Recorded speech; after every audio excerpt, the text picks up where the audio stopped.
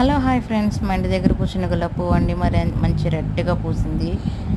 మామిడికాయ కొబ్బరికాయ కావాల్సిన పదార్థాలు ఏంటన్నది నేను చూపిస్తున్నాను ఇప్పుడు మీకు. ఆ విధంగా మీరు ఇంట్లో కూడా చేయండి. మన రోటి పచ్చడి చాలా రోజులైంది. మన అమ్మమ్మ వాళ్ళప్పుడు తిన్నాము, ఇప్పుడు ఎవరు చేయట్లేదు. అదేవిధంగా మా అత్తగారు చేస్తానన్నది, సరే చేయండి అని చూపించాను. అందుకే మీకు చూపిస్తున్నాను ఫ్రెండ్స్. నన్ను మీరు ఆదరించాలని కోరుకుంటున్నాను. హాయ్ అండి, మా ఇంటి గులాబీ పువ్వు అండి. అది ఎంత రెడ్గా పూసిందో చూసారు కదా.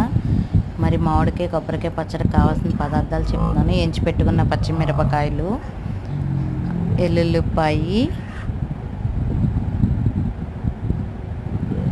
వెల్లుల్లి, జీలకర్ర అండ్ కల్లుప్పు,